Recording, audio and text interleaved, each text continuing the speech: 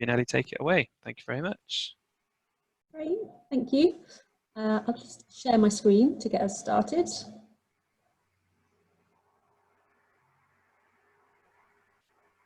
Okay. I'll hand over to Phoebe to start it. Hi, brilliant. Thank you, Ellie, and good afternoon, everyone. Thank you so much for joining us, and a big hello to anyone who might be listening to our recording a little bit later on or at another point. So as you already know, my name's Phoebe and this is Ellie, and we're here from Childnet International, which is an online safety charity. When we're not kind of doing remote sessions like this, a big part of our job was actually going into lots of schools across the country and delivering lots of different sessions to children and young people, which is what we love to do. But at Childnet, our kind of mission and main goal is to help make the internet a great and safe place for children and young people. We really want to promote the positives, but as well, respond to those negatives as well. And Childnet also form part of the UK Safer Internet Centre. And one of the big events that we contribute to every year is Safer Internet Day, that you might have heard about, and that happens every February.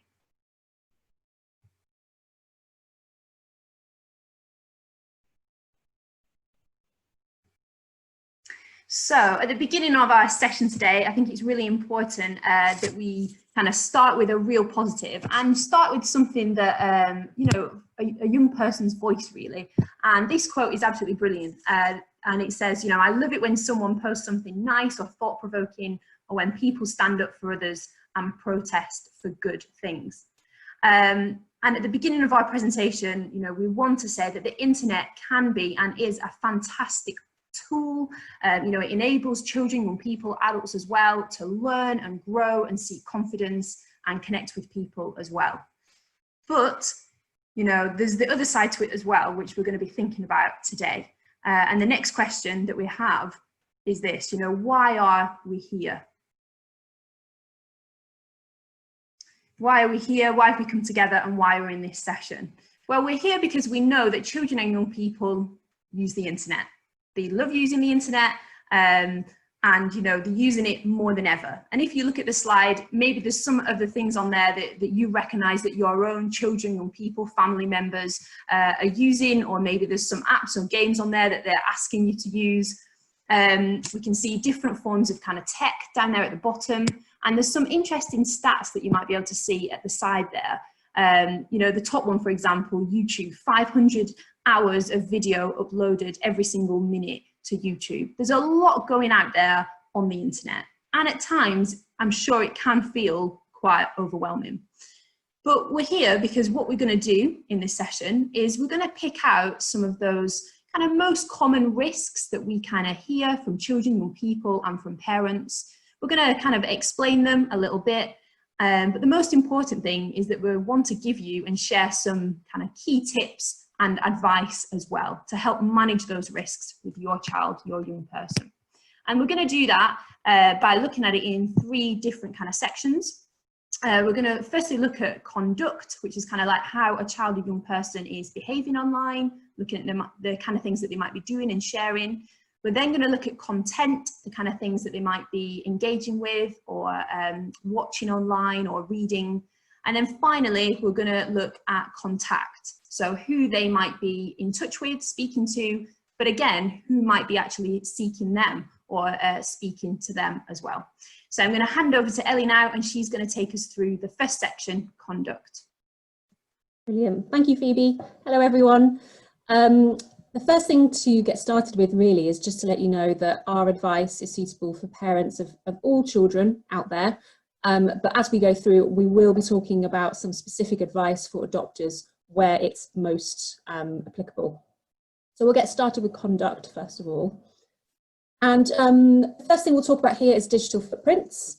So a digital footprint is anything that you have publicly shared online that's linked to your name, that is searchable about you. So the easiest way to find yours or your child's digital footprint is just to Google their name and see what comes up. It can be other people that add things about you or your child using your name too. So actually it's not ourselves who are totally in control of our digital footprints. There is that element to consider there as well. The risks with having a digital footprint, and while there can be loads of positives about that, there are obviously risks too. And it might be that a young person posts something online they think is really funny or silly. Maybe they've had a bad day and they're angry and they're venting and they post that online.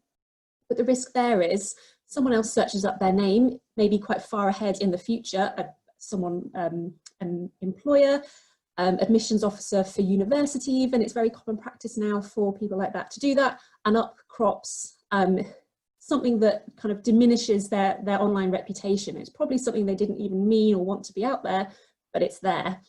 There's been kind of high profile cases where people's digital footprints have lost them an opportunity. One example is a young woman called Paris Brown. She was a 17-year-old who got hired by Kent Police. She was their first ever youth kind of commissioner, youth representative. It was a paid for job, but she ended up losing that job because of things that got unearthed on her social media. Old things that she posted ages ago, pictures of her underage drinking, racist and homophobic comments, and that cost her job. And in fact, they never reinstated the job, and that meant that other young people lost out on that opportunity too. As much as it can seem really unfair that journalists, the media, employers, people at schools and colleges are Googling young people, that is the reality that we are dealing with. This kind of idea of a digital footprint poses a risk to all children, but it does feel particularly relevant to adoptive children because of that wider risk that it's linked to in terms of making themselves searchable and therefore maybe open to unmanaged risk from birth family. We will come on to birth family contact a little bit later, so I'll deal with that then, but this risk is really relevant to that too. We'll move next on to personal information. So this is all that kind of facts and figures about an individual that we want children to keep safe online, things like their full name, their address, their school address, birthdays, logins, passwords. And in general, children are really good at knowing what is a piece of personal information. The risk comes from actually putting it into practice that they need to keep it safe when they're online, whether they share it by accident, they forget, it kind of leaks out in some form or another. That's where the risk lies with this issue. Privacy settings can obviously really help with containing personal information, but they're not fail-safe. So you do need to be talking about the type of safe behaviour children need to demonstrate online too. Social media is one of the places where children might accidentally share that personal information, and here, zoom in, this is Ariana's profile, and you can see here instantly we know her full name, her school, her general location, places where she might spend a lot of time, like the dance work studio, and she's even shared the name of her best friend and given away that personal information too. And there's some things on here that are fine to share. Pizza and slime. Lots of young people like to like those things. That's not identifiable, but there's lots of things here that do make her identifiable. Including her profile picture. Photos are another place where personal information can get shared. And a classic example that is kind of we always go back to is sharing a picture of you in your school uniform with a logo on. That would instantly give away the school that you go to. So it doesn't always have to be in text or in profiles like that, where that might be shared. We've also got location, that's a big part of personal information, and it's a really key one because it does affect physical safety for young people. And again, social media can be one of those places where it's very easy to share that. At a click of a button, you've shared your location. This is from Snapchat. It's their feature called Snap Maps, and you can see this person's friends or followers are placed on the map, and the person is showing where they are too. So if a child has lots of people they don't know who are following them on social media, that can be one way they can broadcast their location to actually strangers. So we need to be really careful about location when we're online too. Personal information, obviously, again, a particular risk for adoptive children, because the more that is out there about them, the more that is easily searchable about them, the more that risk is for unmanaged birth family contact. And again, we'll come back to that in a few slides' time. Just a point on social media. There is an age limit on most forms of social media, and that's 13 to have an account. The reason being, there's a couple of laws that come into play. One of them in the UK is the GDPR law around data and protection of children's data. That law states that it is illegal for the companies to hold the data of a child under 13. So it's not children who've broken the law. If they do have an account and they're under 13, it is the big company that's providing them with that account. So what they normally do in a situation, if they think they have an underage user, is to delete the account and block that email. We'll go next on to screen time. We get a lot of questions about screen time from parents. And the thing to say about it is that it's not inherently bad, just the act of watching a screen. There's no kind of link between that and any negative impact, but it's what you're doing on that screen, the conduct that we are talking about. We generally talk about quality over quantity. It's a very different thing to spend 2 hours kind of mindlessly scrolling, comparing yourself to people, getting yourself into a kind of a bit of a hole of comparing yourself to very unrealistic expectations, versus 2 hours of doing a family quiz over Zoom, for example. So important to think about what children are doing with their screen time. We have seen an increase in screen time during lockdown, naturally. We've got more time on our hands, and for a while we were kind of cooped up indoors. And what we've kind of heard anecdotally is that with more screen time, a lot of that has been unsupervised screen time. Obviously, while parents and adults are busy doing other things, children are spending more time on their devices. For adoptive children, that opens up a risk that the more unsupervised time they have online, the more chance they have to search out birth family or to be contacted by birth family in an unmanaged way. So that's just another angle to consider around how we moderate and how we support young all children with how much time they're spending online. So we'll move to photos now. We know that photos are a big worry for adoptive parents, which is really understandable. But we also know that photos can be such a fun part of being online for children. It's taking part with friends and sharing in that fun experience. It can be really creative. It's a big part of what we see and what we do on the internet. It can help experiment with your identity and kind of form those friendships and social bonds. And for adopted children, that sense of being excluded from that, particularly if they pick up at an early age that they are being excluded and adults are kind of changing their behaviour around them when it comes to photos and their child who is adopted, it can kind of enhance that feeling of being excluded. So it's just really important to be mindful of that and to think, well, how can we give adopted children the same fun and the same sense of kind of belonging that taking and sharing photos can have for all children. So that brings me on to safer alternatives. How can we still give adoptive children that sense of fun and that sense of kind of taking part? And it might be that you find a different kind of app to share those photos of your child on. Maybe it's like a photo family sharing app where you have to have a password, you share that with your trusted network to be able to see those photos. It might be just using a group chat to share those photos, but it's important still to say what your expectations are, because you don't want to run that risk of sharing it privately in a nice safe family photo app and then someone else downloads a copy and then shares it onto social media, exactly the thing that you were trying to avoid. So just be really clear and honest about what those boundaries are before you do share them. If you do want to still share on social media, if you kind of weigh that up and you think, well, we still want to do that, but we want to obviously do it safely, there are some things you can do to put in place those kind of safety nets. They're not always going to be totally effective, but it's a way to minimize the risk of unmanaged kind of photo sharing. And I think we're going to zoom in here. Yes. So do look at the privacy settings of the apps you're using or the apps your child is using.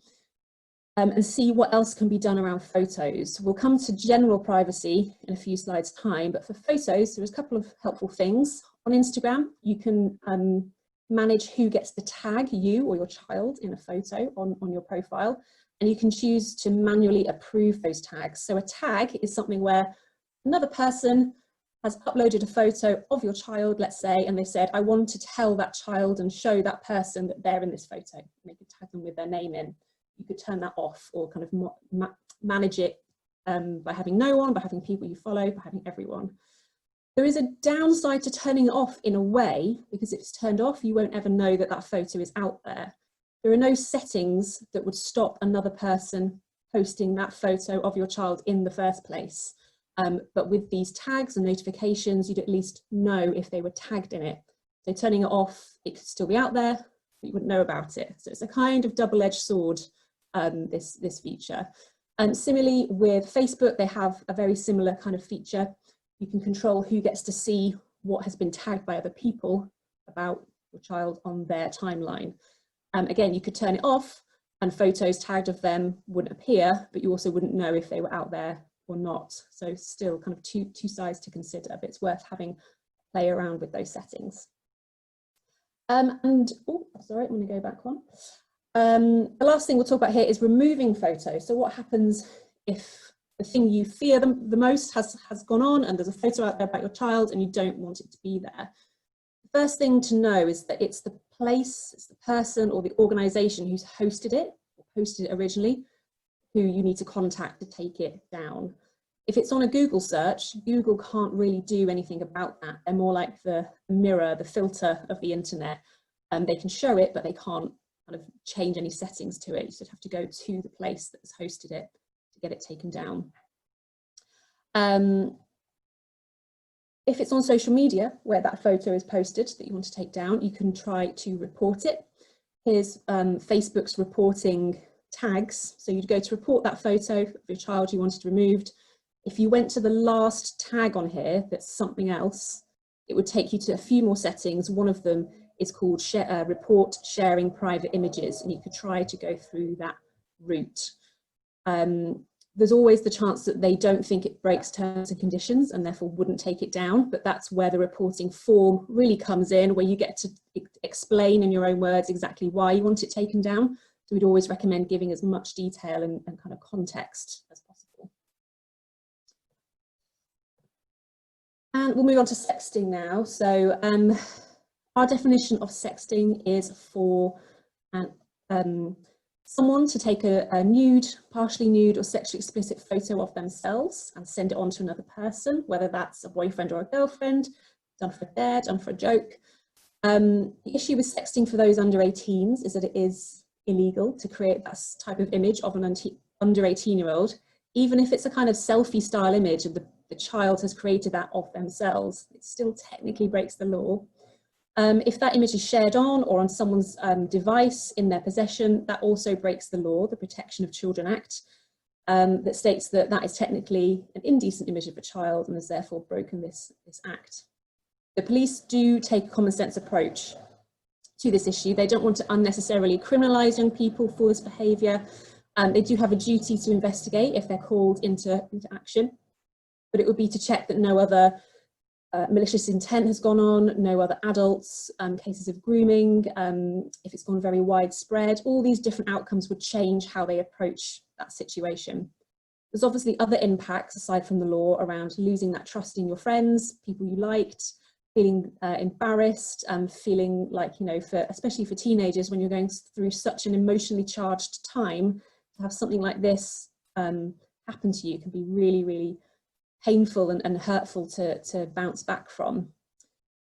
For adoptive children, there may be some additional things to consider around sexting. The first one being that they may feel this increased sense of shame or judgment around being involved in something like this, and they may then turn this into an additional barrier to actually seeking any help. They might be worried that if they do ask an adult or a parent or someone at school for help, they're letting their family down. Even a fear of being taken away from their family might occur to them that will stop them from seeking any support. And we also know that adopted children can be particularly vulnerable to a certain number of things. They might have, due to kind of their background and experiences, a lower functioning mental age than their actual biological age. So they find it hard to kind of keep up with peers and understand the kind of friendship politics and nuances that can play out.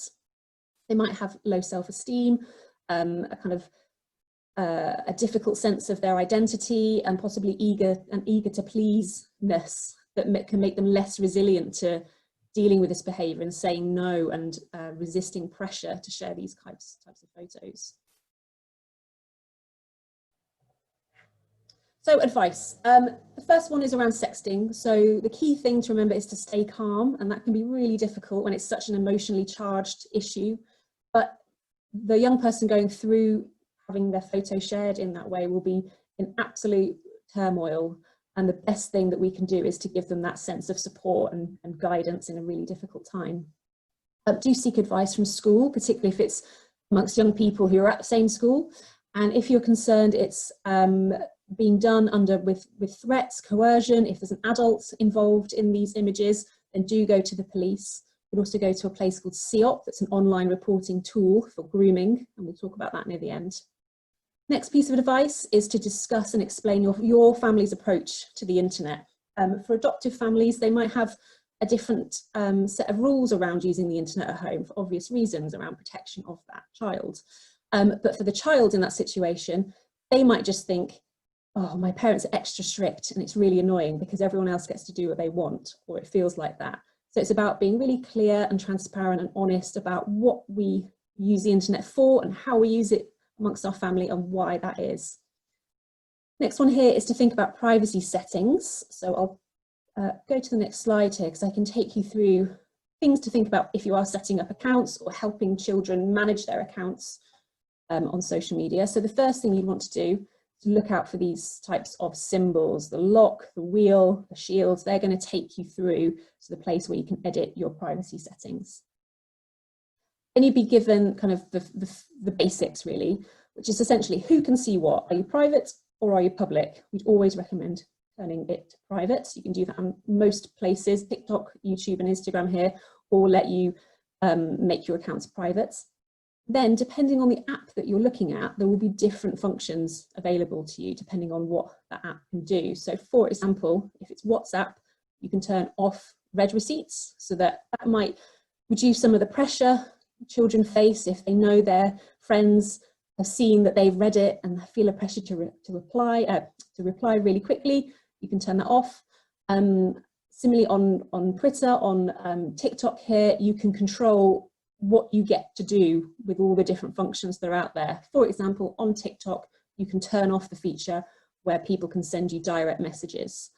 So there's lots of little things to go away and have an explore of, and Phoebe will take you through. There's a site called Internet Matters that's got loads of really helpful instructions, step by step, to help you explore what's on offer to you. And finally, location. We know this is a really important one, so it's important to have those settings how you want them. You could turn location off altogether for your child's device. So for example, on Android phones, if you go to location permissions, you can just turn it off completely, or you can edit it for different apps, because some apps will really need location to function. Others, like social media, don't need it to function. So you could have a little play around with those settings. We showed you Snapchat before and Snap Maps. You can turn that off on Snapchat. It's called ghost mode, and that would mean that you don't appear on anyone's map and you don't get to see anyone on their map either. So that's a good one to know about. And then going back to advice here, age restrictions, I've mentioned that 13 age limit is really important to know about. Even if privacy settings are in place, for younger children, if they're online in a social media space, even with privacy settings, that won't filter out what they see on other people's accounts. So it is a really important one to know about. And time spent online, be really proactive with how your children are spending their time online. Has it been discussed in your household at all? Have they been given any boundaries or guidelines? And if not, now's a really good time to stop and kind of have a reassess and think, well, got some holidays now, how are we going to manage how much time we spend online? And finally, to remember the positives of sharing online. It's not all bad. The internet's a wonderful place and can give so much joy to young people. So it's important that we still celebrate that, and we still give every child the right to be online and the right to enjoy themselves online too. I'll hand back over to Phoebe now for content. Thank you, Ellie. Brilliant. Okay, so our next section that we're going to look at is content. Thank you. So there's a few different kind of risks to explore on here, and the one that we can see there at the top is fake news and misinformation. And we know that there's a lot of information out there on the internet, and it's not all true. And I don't know about you, but as an adult, you know, I struggle to work out sometimes what's real from what's fake, what's an opinion, what's truth. So if we as adults can really struggle to work that out, know when something's a trick, when something's a scam, when something's legitimate, then it can be really difficult for children and young people to work that out as well. And another form of really that kind of misinformation and that unreliable content is edited photos that we can see as well. On the screen, we've got two different photos. One was taken in our office, and we used an app that's been used loads of times, and within a minute, you know, it turned it into this one. And you can quite clearly see the differences there, those edited photos.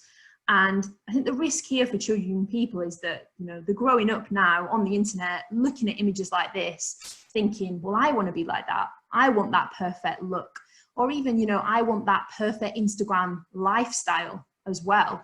And the risk is that, you know, first of all, there's frustration, and the risk is that they're feeling, you know, low self-esteem, because we know that it's impossible to live up to that. It's impossible to look like that all the time, and that's not actually kind of real life. And the other one that we can see is online games and trades. And we're going to zoom in now and have a look at the picture that you can see. And this is like a little example of what a game could look like. So a few different things to consider when thinking about games. First of all, we know from speaking to children and young people that games are a massive part of their online lives. And there's loads and loads of positives to games. But we don't have time for all of them, so I will just highlight some of the things to kind of look out for. First of all, think about, well, what's actually happening in the game? What's the purpose of it? What's the content within it? What is my child or young person going to be doing? And it's worth really considering the age restriction, that's the age rating, sorry, that's kind of put in place for particular games. Another risk to consider is communication within a game. We can see in this one there's a chat function, so the ability to talk to other people within the game. Those might be people that you also know in the real world, in real life, that you're playing a game with, but we know that you can connect and speak to and interact with people that you don't know, strangers. And again, as Ellie spoke about before, this might be another place that a kind of a birth family members could be in contact or could try and contact a child. It's another place as well that they might give out personal information.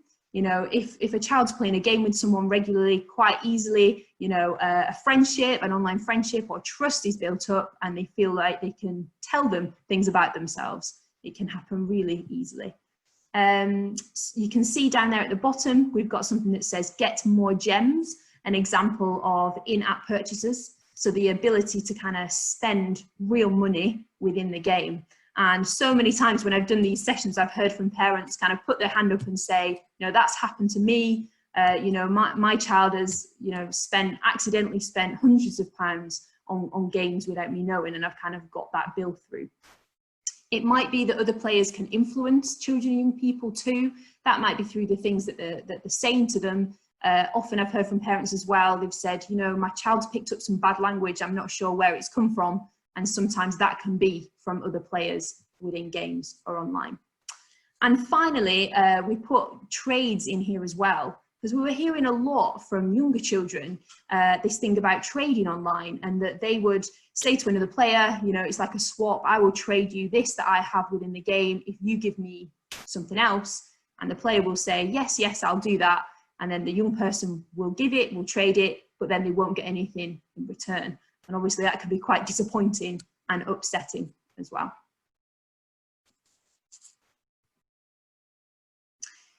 Okay, next we have adult and extreme content. So when I say adult content, kind of thinking about things online like pornography or dating websites or gambling websites. And when we think about extreme content, kind of thinking about sites online that might promote harmful behaviors. So it might be pro-suicide, pro-anorexia, pro-self-harm. It might be sites that have strong beliefs in terms of things like homophobia, racism or sexism as well. And I think the risk, obviously, first of all here, is that with you know, adult content, young people are seeing things or experiencing things that is meant for adults over 18s, and they might be a lot younger. It might be, for example, if they are viewing online pornography or they come across that online, they might think that's what a relationship looks like. And the risk is, of course, it's not, and we would think that's, you know, not a healthy relationship to be kind of seeing or viewing. And with extreme content, you know, the risk is obvious that it might mean that they put themselves at risk, or they're putting kind of other people at risk in that way too. So let's move on to some advice then for these things. Our first one is try not to overreact. Be curious, not furious. You know, I can imagine if you kind of found out that your child was on one of these sites, it can be quite worrying and distressing as well. But we need to think about, you know, why is it that they ended up on one of these sites? Was it that they clicked on an advert and that's where they ended up? Was it that they were actually really curious, that they heard a word on the TV? And what happens now? You know, we go to Google, we search it online, and we have a look at what it is and what it meant. And that's why they might have ended up on one of these different websites. So then, experiment with filtering and parental controls. Ellie's going to move to the next slide now. And just before, she mentioned Internet Matters. And Internet Matters is a brilliant, brilliant place to start when you're looking at the different options available for free in terms of parental controls. When you go on their website, as you can see, there's an arrow there at the top. If you go on setting controls and you scroll down a little bit, it will then present you with lots of different options you can explore, you can click on. You can click on things like which is your internet service provider. You can click on the devices you're using. You could click on the certain apps that you or your child or family are using as well. And when you do that, it will kind of give you a breakdown of all the different options that are available for you. And what's brilliant is, first of all, it's really easy to use. I've used it myself.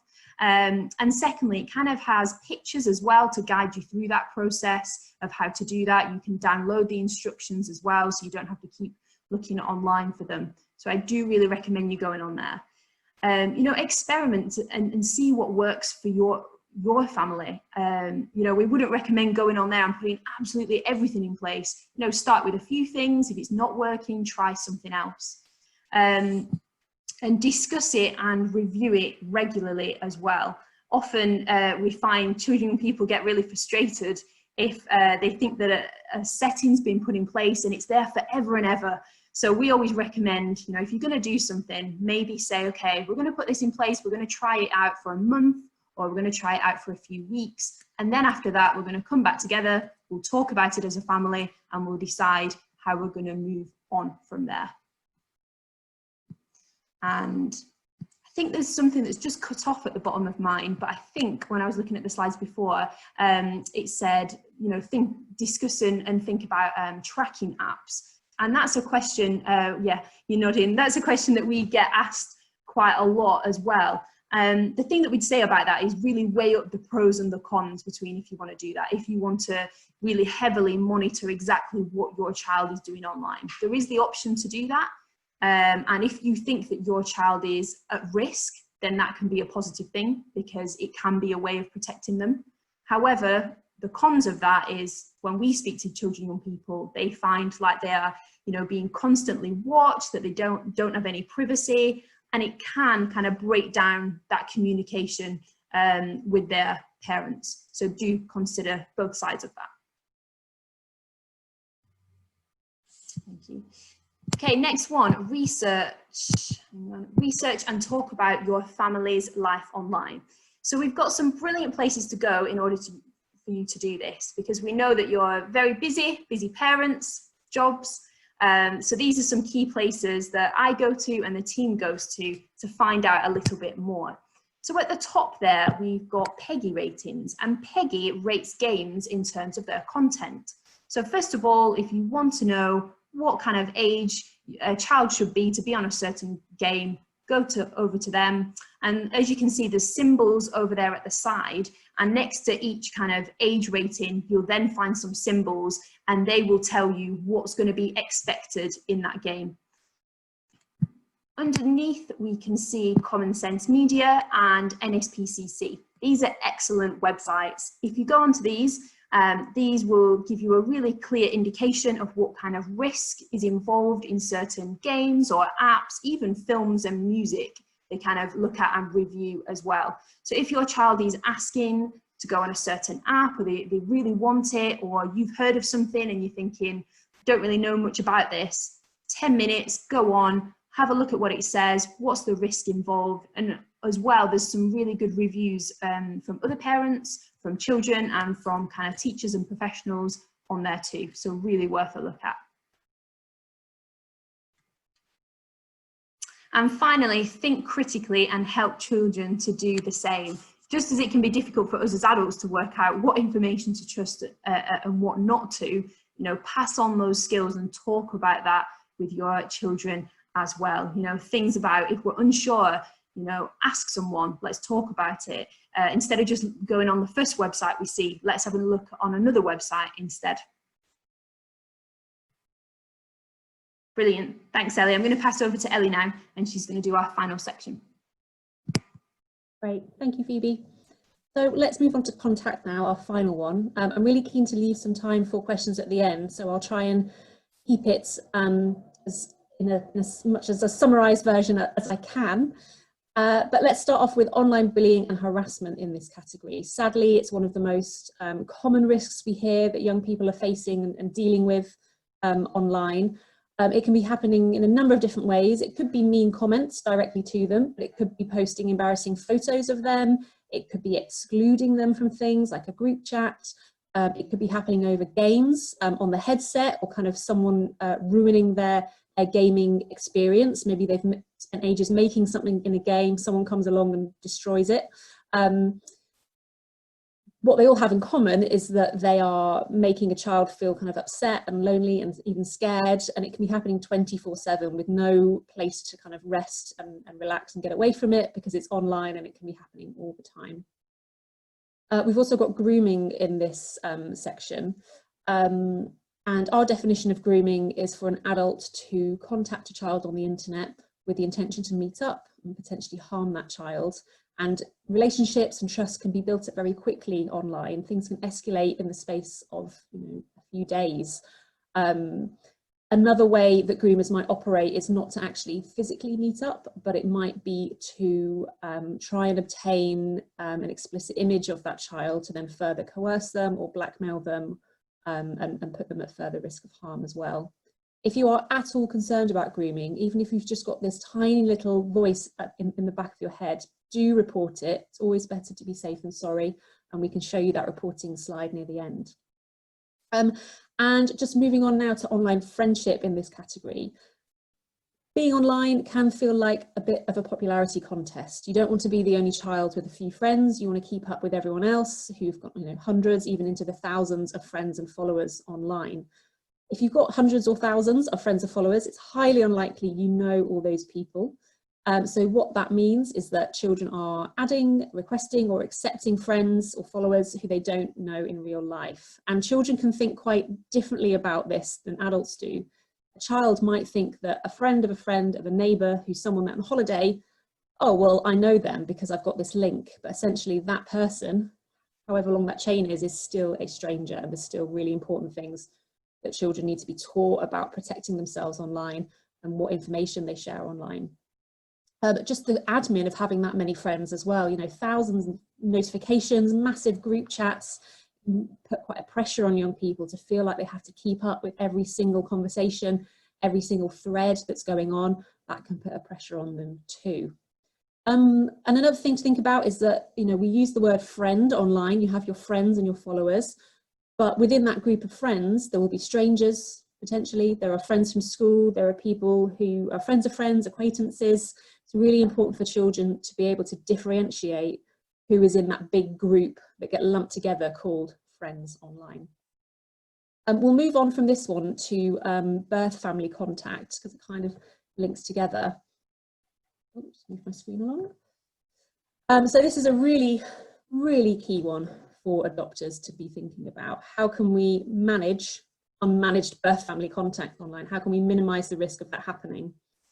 And firstly, it's important to think about what is contact online, because it can be quite a lot of different things. It could be a message happening between social media or on a game. It could also be a mention that we spoke about earlier, or a tag. It could be a friend request. It could be a request to join in a gaming server. It could be just a comment. It could even be just a like or a share or a follow that sparks further contact. It's something that alerts two people to the fact that they exist in this online world. So thinking about that, we'll come on to algorithms on social media now. So you probably have seen this yourself on things like Facebook and Instagram, the suggested for you, the people you may know function. And what social media wants to do is to give you a really good experience and to keep you using their site. So they want to link you with people you may know. So they'll go into kind of the data behind the scenes and figure out who actually might have some kind of contact with each other, who might know each other.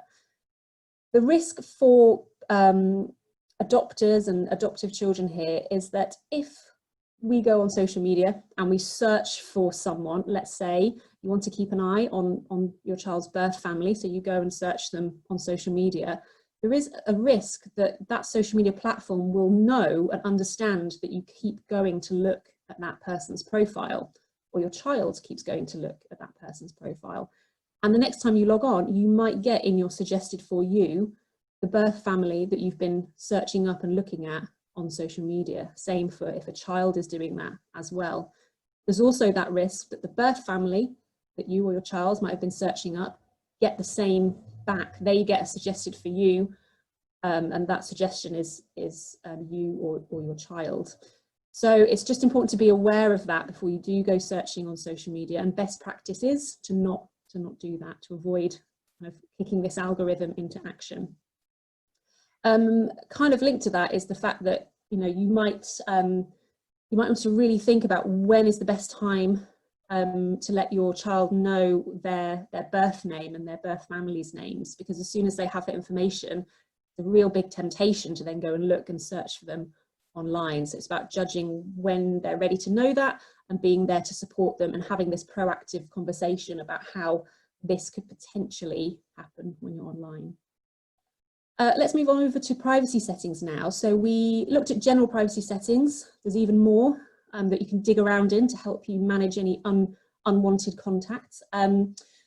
Instagram, for example, I spoke about mentions. Let's say someone on Instagram, let's say a birth family member, posts a story on their Instagram and they want to mention your child as a way to kind of make contact and make them know that they are there. You don't want that to happen, so you can go and edit those settings in your privacy settings on Instagram. You can change it from everyone to no one if that's what you want, or in the middle, people you follow. Facebook has some helpful things too, so you can manage who can actually search you on Facebook, how searchable you are. You can make it so no one can use your phone number to search you, you won't appear in search engines, and you won't appear by people searching up your email address either. Another thing about Facebook is that it's really important if your child is using Facebook and they are over 13 for the age restriction, but they're under 18, in that 13 to 18 bracket, they get added protection. So if they're in that bracket, they can't be searched for by their name, they can't be searched for by their email or phone, and that's never made public. You can't alter those settings.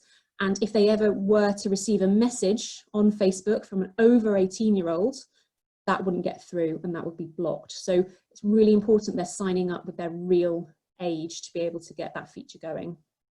The final thing I'll talk about here is facial recognition, which we know can be a particular worry for adopters. And there's a lot of mystery and kind of misconception around it. And from the outset, it looks quite tricky, but I'll kind of break it down as we go by what your worry might be around facial recognition. So your first worry around this might be that your child's birth family has some kind of spyware, software that would give them automatic real-time access to any photo of your child, you know, maybe even through CCTV, or if anything that's posted, they'd get a notification and they'd be able to see them and know where they are, learn more about them. that scenario is actually really highly unlikely. That kind of software belongs in kind of spy movies. It's not accessible to the public. Who knows what's going on in kind of MI5 and MI6 behind the scenes, but for, you know, general population, it's not something that is usable and accessible. It does not work like that. So if a photo of your child appeared online, you do have time to do something about it. It's not going to be an automatic alert for anybody. Another worry you might have might be that birth family use an existing photo of your child and search it to see where else does that photo appear online. So Google reverse image search does this. If you put a photo into Google image search, it will find where does that exact photo appear elsewhere on the internet, and it has to be exactly the same. It wouldn't be able to distinguish if it was the same person but in slightly different photos. So for that to happen, the birth family would have a photo of your child in the first place. So it's a kind of a mute point here. If they did that and they searched and they reverse search an image of your child, there's a chance it could take them to a website where the same image is hosted, but maybe there's more personal information on there. So that links back to our first few slides about really keeping personal information safe and how important that is. It kind of all links together. And your final worry might be around social media using facial recognition to suggest a tag or a mention. So Facebook does this, post a photo online, and it will often say, is this person so-and-so? Again, birth family will only be able to use this function if they have a photo already. They upload it to their own site, but in that case, they already know who that child is. So Facebook's not telling them any different, anything else they don't know. So again, it's kind of a moot point. So just to sum up facial recognition, that can sound quite scary, the likelihood of what's actually achievable is quite limited. So hopefully that gives some sense of security around that. So advice now, firstly around online friendship and also birth family contact as well. It's really important to talk openly, to let your child know we can discuss this, rather for them to be kind of secretive and hidden away and doing it behind your back. You want to have those conversations with them so they know they've always got someone they can go to and talk to about this. Knowing how to support, that is in terms of cyberbullying. I'll just show you the kind of advice we give out here to parents. The main thing is to stay calm, like we were saying, be that calm in the storm, because they're probably going through a really tough time, and you're, as a parent, you're there to help them. Understand the tools, so reporting and blocking, that we can show you in a moment, you know, finding ways to stop any negative contact from coming through, from bullying, and knowing where to get help. That's often going to be school. If it's kind of threatening or some form of particularly violent harassment, you can go to the police. And you might go to your local authority to kind of notify them of any safeguarding issue if your adoption status is still not quite established. If your child is technically still in the care of the local authority, that might be something to flag with them, but that's going to be on a kind of case-by-case basis. And reporting, so, you know, if you need to let the site or the service know something's not right, this is how you do that. So, are we going to zoom in? Yes. Firstly, you look out for these symbols next to whatever you want to report, whether it's a photo or comment. Flags, little dots, anything that's it's usually in the top left, top right corner. That will take you through to why you're reporting it. And again, you can choose those tags, and there's quite a lot of things you can report. You can report things like hate speech, you can report things like fake news, lots of different things. That would then generally take you to a form to fill in where you can give that context, give that detail, and then it gets sent off. If you don't get a response, or whatever you get back you're not happy with, you can escalate that now. This is quite a new site, only came out last year, but this is from one of our partners. It's the Report Harmful Content page. You have to have tried to report something, escalate it and get more help through here. But it's a really good one to know about, and they show you lots of instructions on how to report too. And finally, grooming advice. If you suspect it, report it. These are the sites you need to know about for that. CEOP is the place to report grooming or suspected grooming. It goes straight to the police. It's just like walking into a police station and making that report. It's taken really seriously.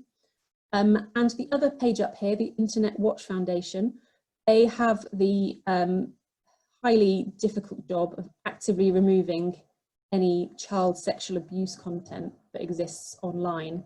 Thanks to the incredible work that they do, it's very unlikely you just stumble across that kind of thing, but if you do, you can report it to them. And I'll pass over to Phoebe now for the last little bit, and then we'll take any questions after. Thank you, Ellie. Yeah, so we're coming to the end now.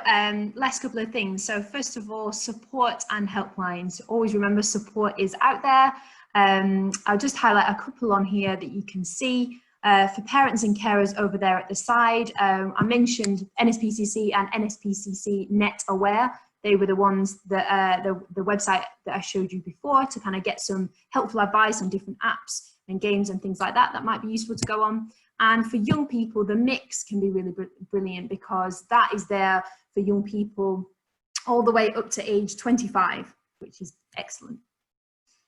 So on the next slide, we've given you a lot of information this afternoon that I'm well aware of. If you can only remember 3 things to kind of take away with, it would be these 3 things. First of all, keep talking to your children and to young people as well about their life online.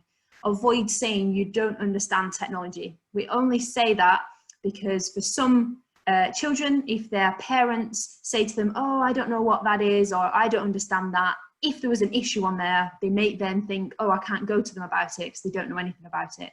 And we want you to be the number one, the first people they go to if they've got a worry or an issue. And finally, tell them, remind them that they can come to you about anything, even if they've messed up themselves, if they've made a mistake, even if they've clicked on something they shouldn't, or they're worried, remind them that they can always come and you can talk about it and you can find some sort of a solution and a way forward together. So to end on, we've got another quote from a young person: be more open to young people so we can talk about what happens and not bottle everything up. So important. So we have come to the end of our session today. Thank you so much for tuning in. As you can see on the bottom of the slide, there's my email address and Ellie's email address as well. Very easy to remember. If you don't have time to kind of hang around and ask questions, or you want to ask us a private question, please feel free to email us and we'll try and get back to you as soon as possible. But for now, we are available. So if anyone would like to ask any questions, please do. That's great. Thank you very much. Sorry, I just meant to put in your email addresses and I only sent it to the panelists. So I'll send those in the chat as well so everyone can see those. And if anyone's got any questions, then please fire them into the chat box now. I think that's been so interesting and so informative. Like you said, a lot of information to take in. Did you say anything about the slides being available, the information on the slides being available afterwards, or like a fact sheet or something that we can share with everyone? Yeah, we're actually in the process of updating the fact sheet. We can definitely share our standard parents one, and when the kind of more bespoke for adopters is ready, then definitely we can share that too. Yeah, that would be perfect. Thank you. And I'm sure there will be kind of questions and thoughts that people have, and even if they're not asked now, you know, like you said, we've got your email addresses. People can get in touch with you directly, and also we're here from an Adoption UK perspective. The Adoption UK helpline is always available, and you can also send messages via kind of social media channels and stuff as well. Charlotte is the lovely lady that's usually on the end of the social media inboxes for Adoption UK channels, so she would probably be the first frontline person you'd get to if you sent a message via Instagram or Twitter or Facebook or whatever. So yeah, like I said, if you have got any questions, please do pop them into the chat now. There isn't any questions coming through just at the moment, so you've obviously stunned everyone into silence or scared them to death by all of the possibilities of the world of the internet, but hopefully not, because you know, like you said, it is a really positive and useful place out there, but there's just those things that we need to be mindful of and be careful of thinking. Okay, so we've got a question coming now. What information does clicking like give away on Instagram and Facebook? So if you're a user and you like another person or another organization's post. Good question. If you're liking content that people have posted, that's probably going to affect the kind of algorithms in some way. That means you're going to probably be served up more of that person's content, because let's say it's Instagram, they know that you like them, maybe you'll be targeted with adverts that show or kind of linked to whatever they've posted. If you're liking other types of things, like on Facebook, a page for something, or again on Instagram, a page that's like a business or a product, the algorithm of that site is going to form this picture of you behind the scenes, crunch all that data, and then serve you back up more things that you think you're going to like or enjoy, because the whole purpose of those sites is to keep you there and to keep you using it. So it's kind of painting a picture of you with data, essentially. Yeah. Okay, that's good. I think it's worth saying as well, it will always depend on how much information gives away as to how private you make your accounts. So for instance, if someone likes a post on Adoption UK and I think, oh, I don't recognise them, they haven't interacted with us before, and I have a look at their profile, say on Facebook, if that is a closed down profile, it's a private profile, Facebook will just tell me, that I can't access, or they'll give me the bare minimum that I can access to. And I think it's pretty much the same on Instagram. Obviously with Instagram, you can like things if you're following a hashtag. So that I think that does open your content stream up a lot more. So if you're following a certain hashtag like UK adoption, then as I'm scrolling through my Instagram, anyone that's used that hashtag, their content will come up in front of me, and if I like that as a individual person, they will get a notification as to who I am. And again, it goes back to what your profile is and how open your profile is as to what they can see from you. So yeah, it's about locking down your own profile more than, so that if you do interact with things, you're not accessible. Yeah, I think you're right, and I think as well, follow-up question just came through: is it a security risk to like content? I mean, the thing is, it's down to your personal preferences and the kind of security that you put on your own account. And also, like, if you're really worried about that, then don't have your social media profiles set up with your full name in them. Have an alias that is your social media persona almost, so that you're not really risking lots of personal information and personal data in that way. So you're free to engage with the content that you want to engage with and like that content, but you're not giving away on your own profile information that could be a risk for someone else to find it, I guess is a good way to think about it as well. So, you don't need to share on your personal profile that you live in a certain town and that you do a certain job and, you've adopted a certain child. You don't have to have that on your profile.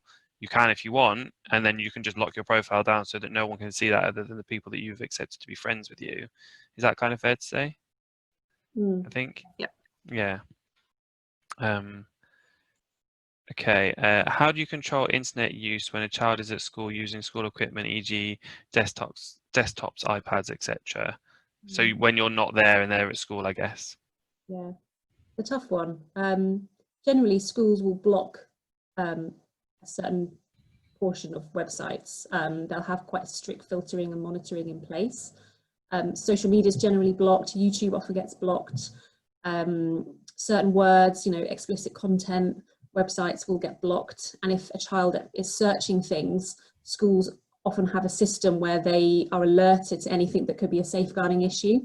So let's say a child Googles a particular word that is a flag, it would come back to that system and they'd be able to see, oh, this child at this time Googled this, that's a concern, let's go and talk about it. In terms of kind of controlling what they are doing, it's difficult because of the nature of, they're out at school on their own. Schools should be having an acceptable use policy for technology, and you can request to see your school's acceptable use policy that will lay out how they want to use the internet, how they expect all their users in school, including pupils, to use the internet. And it's hard to monitor children 24/7. It's a really, we kind of don't want to. We want to give them the space to explore and experiment and to monitor themselves in a way. They've got to learn how to do that too. But if you are concerned, I'd really recommend speaking to teachers at school about those concerns. They can keep an eye out and keep particular kind of checks on what's going on, and check that children are on task. I was a primary school teacher in a previous life, and we had an incident where a child did Google things, things came up that I wish they hadn't seen, but it was a learning opportunity that we spoke about why we shouldn't Google these things. How does it make people feel? What should we do if we ever just come across that type of thing? So I wish it hadn't happened, but it did, and we kind of turned it into a learning opportunity. Yeah, I think that's a really good point as well.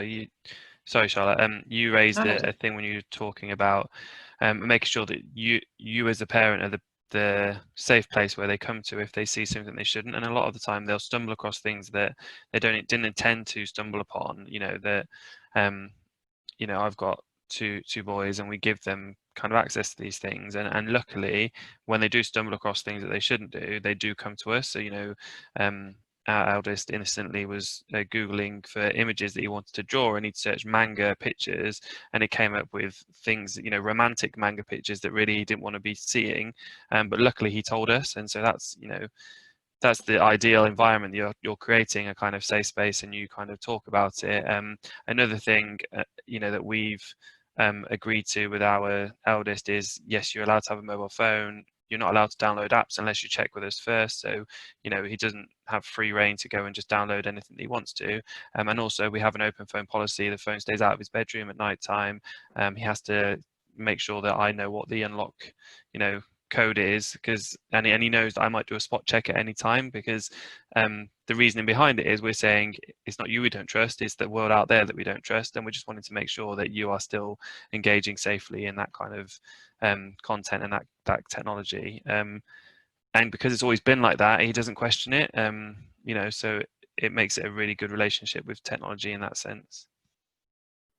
Yeah, I was going to say those innocent Google searches I know when I was in a past life doing a bit of primary school learning mentoring, they would come up, and I remember one teacher just blowing up at the child, and you just think, whoa, hang on a second, all they've Googled is this, and actually something else has come up, and it's completely innocent. And it's that learning opportunity and making sure, like you say, Ellie, that there's protocols in place, that it is that kind of open forum where you can approach a teacher and you can say this has come up without fear of being vilified for it.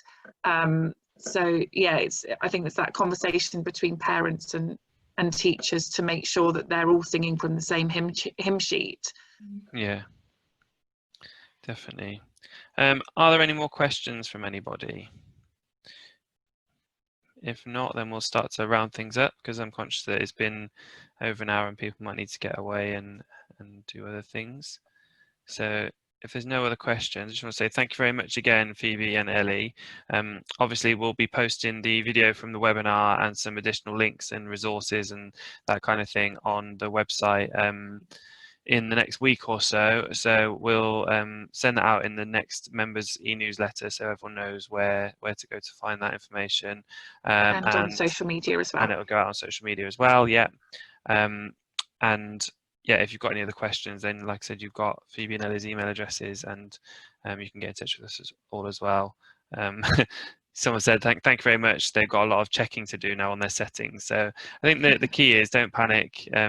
Don't stress it, just make sure you're aware and kind of keep refreshing it as well, really, because places like Facebook tend to suddenly change things overnight, and you have to go in and just make sure that those settings have been updated, and you'll usually get a notification, won't you? So good stuff. All right, thank you very much, everyone. We'll wrap it up there, and hopefully you will find it useful, and we'll see you again on another webinar soon.